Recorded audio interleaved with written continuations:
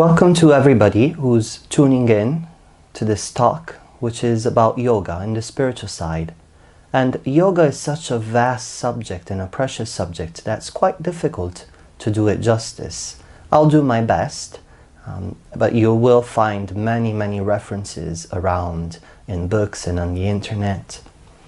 So let's start by saying that yoga's origin is in India and in what is now called India. And the root of the word comes from Sanskrit, and it literally means union. Some people say it means yoke, but in the sense of union. And what is meant by union is the union of our personal self, or our personal consciousness, if we could say that, with universal consciousness and universal self. So already in the definition, you can see that yoga is something that is spiritual in nature. And the origins of yoga are debated, and it's quite difficult to pinpoint them, obviously, because there's less and less written documents as we go back in history. But one of the origins is attributed to who is called Shiva, or the Adi Yogi, which is perhaps a legendary figure, perhaps a real figure. And he is placed at about 15,000 years ago, and apparently appeared mysteriously in the Himalayas and just sat there and started to meditate. And people gathered around until basically 7 disciples were left. And then these learned yoga from Shiva and then spread it out through the world, and they're called the rishis, the 7 original rishis. Now, if we go a bit further in time, closer to our time, the first time that yoga seems to be mentioned was in the Rig Veda, in the Vedas, which are placed at about 1500 years before Christ. But the real first exposition of yoga, which has become basically almost like the Bible of yoga, it's a manual in itself, and it talks about the principles and the practices, is the Yoga Sutras of Patanjali. And these are placed at about 2 to 4 centuries before Christ. And these are indisputably what makes the basis of classical yoga. So yoga, as described by Patanjali, is basically, it's a system of 8 limbs. He divides yoga into 8 limbs. And he basically was able to find and expose what are the natural relationships between the different principles in nature, in human nature, that enable us to basically access this cosmic consciousness and merge within it. And all of this seems a bit theoretical for maybe those who have not been initiated into yoga and to its spiritual side. But yoga is practically, it's a science. There is an aspect of philosophy to yoga, and there's yogic lifestyles, but essentially it's an inner science and an inner system. So if we take Patanjali's Yoga Sutras as the basis for what could be considered the object of yoga, which is in its name, union with cosmic consciousness, these 8 limbs are as follows. So you have the niyamas and yamas, which are the first 2 limbs. So niyama means restriction, and basically they're a little bit like moral and conduct. So in the niyamas we could find, for example, the restriction of the sexual energy and the cultivation of the sexual energy, or innocence, non-violence. So if we look at it from the restriction point of view, it's non-violence. And the yamas are observances.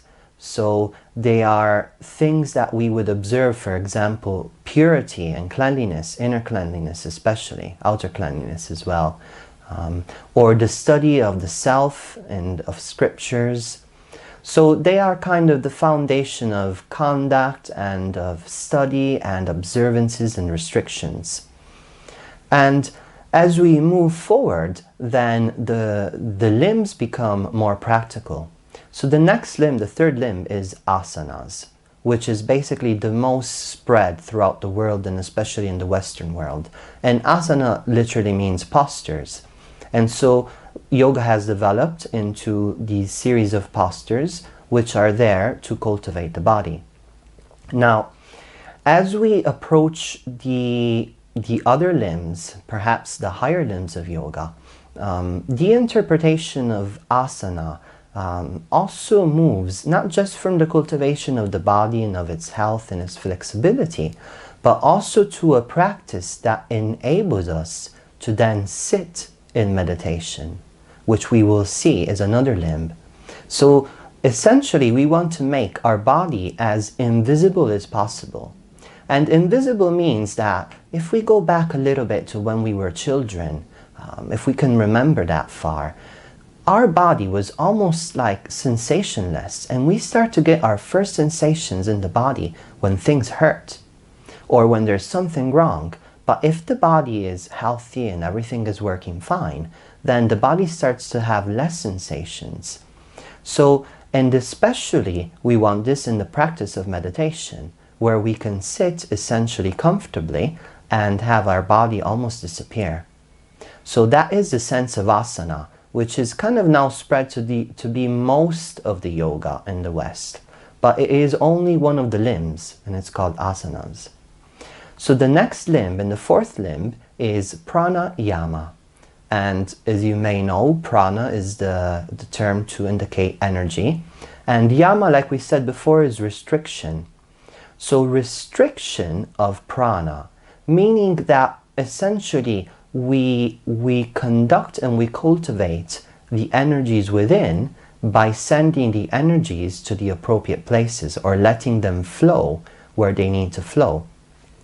And again, the pranayama is translated in breathing exercises, and in most cases the techniques that are involved in pranayama are breathing exercises. And it is the way that we approach and we cultivate the control of the energies within.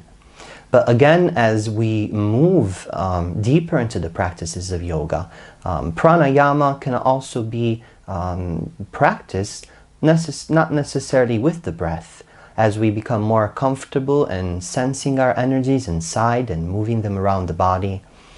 And so that is mainly pranayama. Now, the next limb is basically the retraction from the senses, or dharana.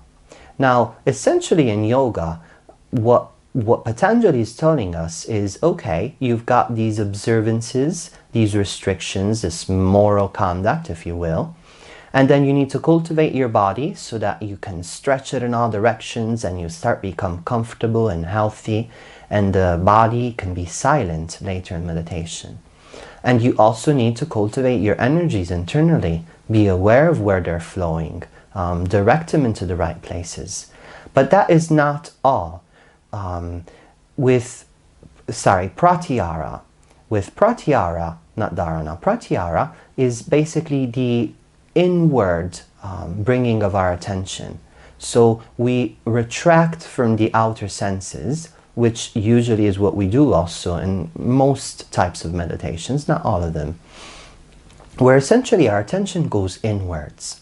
And we shut our eyes, again, most of the time in most practices of meditation, so that essentially our attention isn't concentrated anymore on what our five senses are bringing to our body.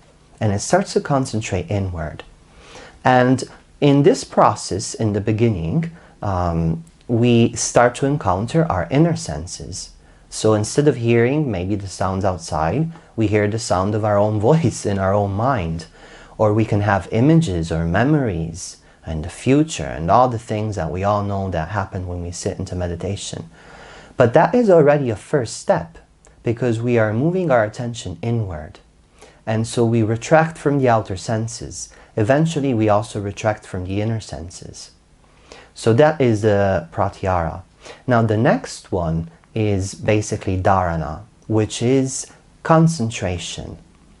So there is a next step in yoga, in the 8 limbs of yoga. So what it's saying is, all the things that we've talked about are good and beautiful, but they are not enough to promote, encourage the process of union of your personal consciousness, for lack of better words, with cosmic consciousness. And so this next step is the step of concentration. So Patanjali tells us essentially that if we consider our mind almost like an energy, instead of this energy being scattered and going from thought to thought, from concept to concept, from memory to future, projection, and all of these things, it needs to be converged into something concentrated. And while the term concentration in our society means many things, but essentially it means focus onto something, in yoga, concentration in the level of Patanjali and in the level that wants to lead us towards this ungraspable enlightenment or cosmic union is single-pointed concentration. So in normal language, if we concentrated on the, I don't know, on the economic system of the United States, we would be concentrating, or if we're reading a book, we're concentrating. But that book is composed, or that concept, of many different ideas, and so the mind would still be jumping, maybe within a subject or within a series of concepts. But the focus of dharana, of concentration, is to have the mind concentrated onto a single point focus of concentration. And again, this is interpreted in different ways in different schools of meditation. And some concentrate on the breath, some concentrate on a mantra. But that is really what it means. It's single-pointed focus concentration. So that anything else that isn't the focus, that isn't that point, kind of is disregarded. It's neither pushed away nor encouraged or engaged with. Now, the next limb, which is also famous in itself, is meditation. And again, meditation is a very broad word in the sense of many people know it differently, have different experience of meditation, have tried different types of meditation. But if we look at the original meaning of meditation, meditation is simply the effect of concentration. So if I have practiced concentration and I have a distracted mind, let's say, for example, in our case, the focus of my concentration is a simple mantra. For example, I am. And I'm focusing my mind on the repetition of this mantra. And in the beginning of the practice or of my journey, I might have distractions and I'm on this mantra and I flow out and I go back. At some point, after some practice, for some people it may be immediately, but for most people it's after months or years of practice, you start to get a spontaneous flow of concentration into the object of your concentration. And when the concentration is flowing spontaneously and essentially your attention merges with the object of concentration and there's nothing else, that is what is called meditation. And that is the meditation in the yogic system that Patanjali wanted to kind of gift us with.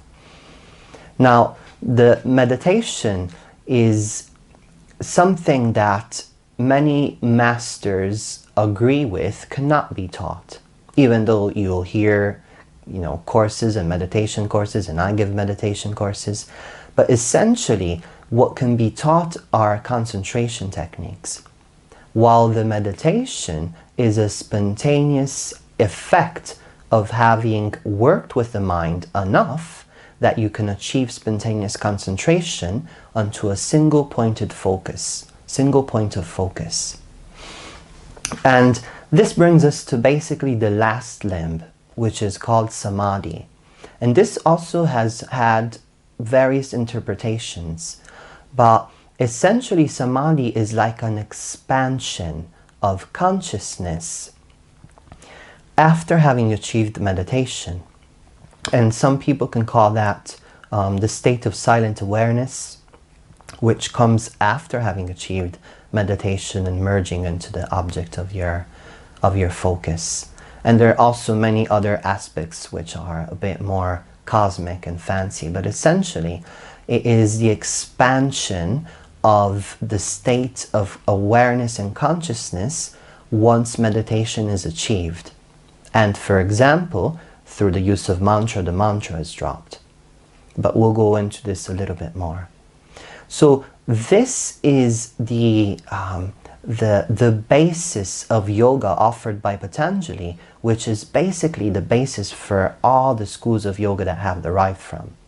And these 8 natural principles, and I can say this after having observed and practiced and studied many different schools and many different techniques, these are almost like human principles that doesn't really matter what school of meditation or of yoga you're on. At some point, one way or another, you're going to have to access these 8 limbs and explore them and develop them.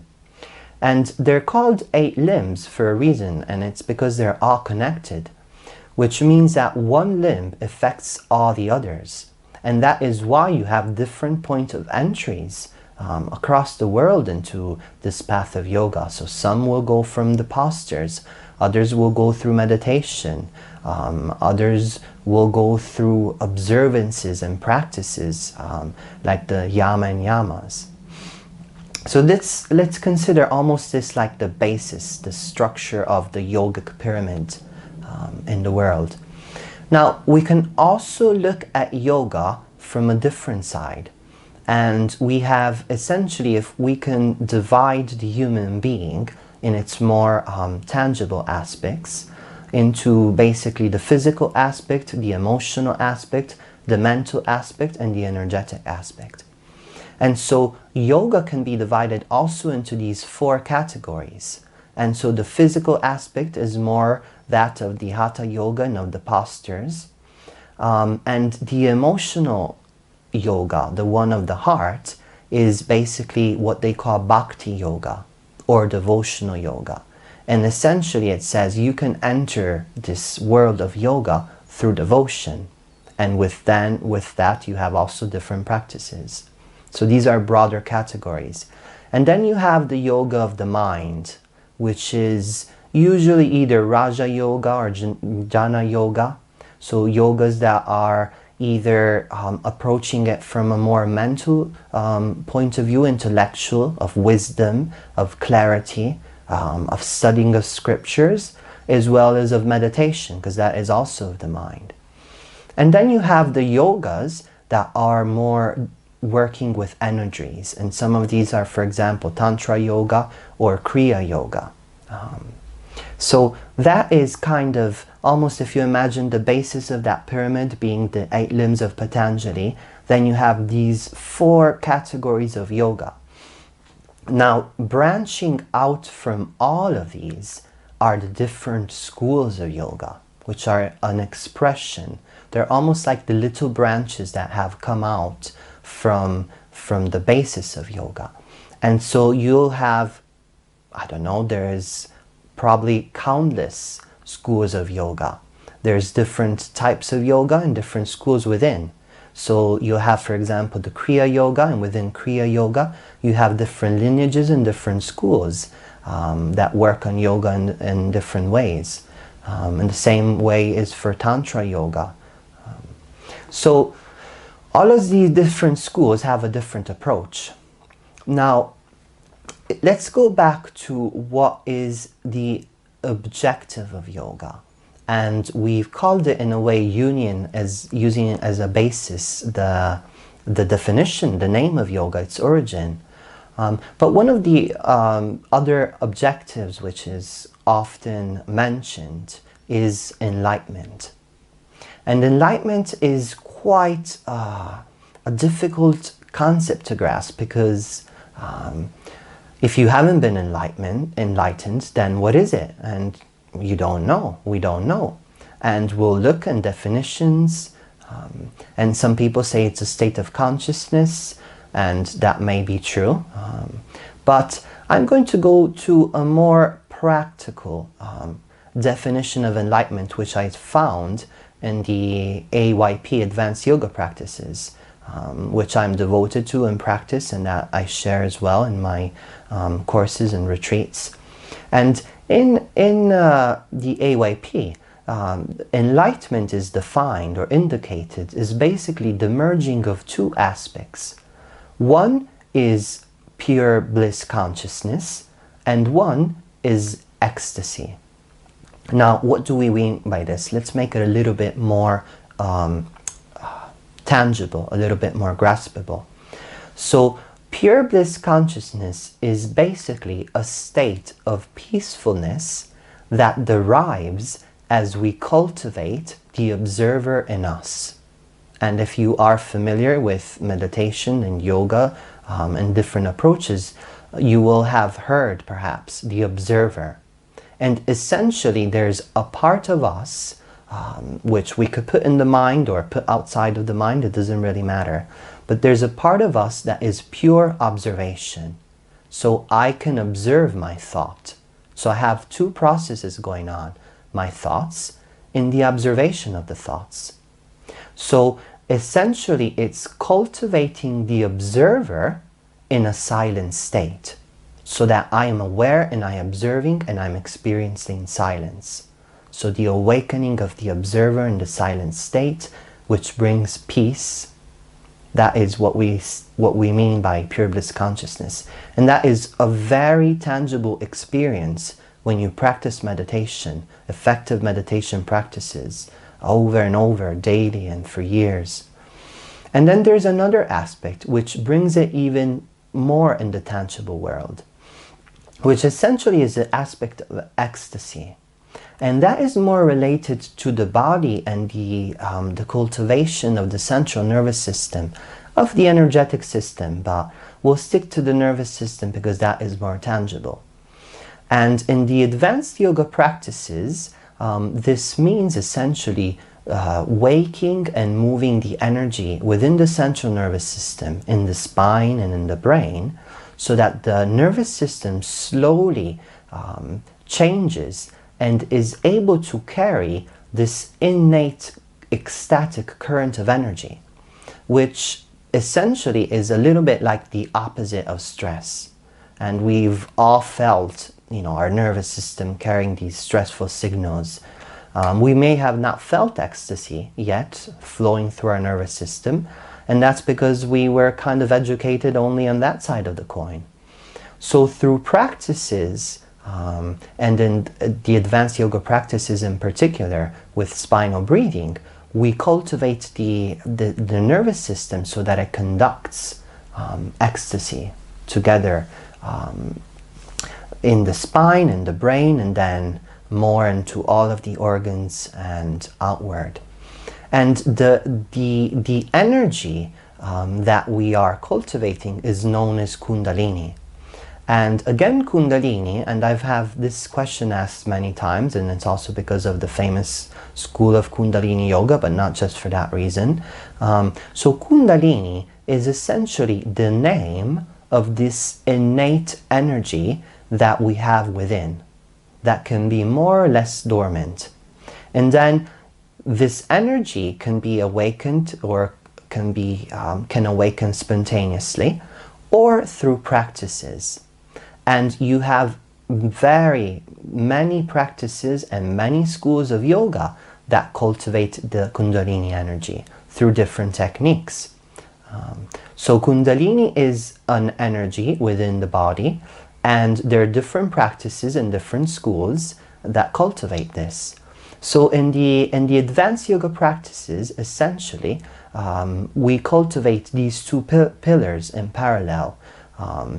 Pure bliss consciousness, or silent awareness, through deep meditation, and ecstasy or ecstatic conductivity, the rise of Kundalini, through a practice called spinal breathing. So deep meditation and spinal breathing are put together in order to basically, I don't like to use the word attainment of enlightenment, but for the process of enlightenment. So the attainment is quite a difficult thing to gauge, because you need to put a line in this process. And who can say how much silent awareness is enlightenment? And who can say how much ecstasy flowing through your body is enlightenment, and how they merge together?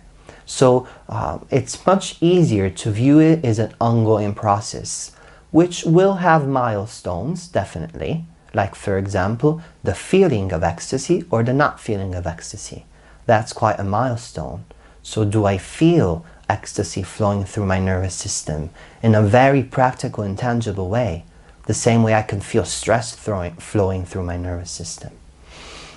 So this is an overview of yoga and its spiritual side, which really is intrinsic of yoga, and how yoga has been, from the basis of Patanjali and the 4 broad categories, branched out into all these different practices. But in its nature, it remains a holistic system of practices that, if followed efficiently, regularly, and knowing what you're doing, can lead and will lead to enlightenment in a very practical way, to the development of silent awareness and to the cultivation of the nervous system. So thank you very much for listening, and if you have any questions, you can post those and I'll try and get back to you. And also, if you would like, I'm holding a seminar, a morning retreat on the 16th of November in Burnham at the Positivity Center, where we will be practicing essentially and mainly AYP, advanced yoga practices. And we will go through asanas and postures, but we will also go through into spinal breathing and the cultivation of Kundalini energy and deep meditation, how these merge together in a practice that is whole. Thank you.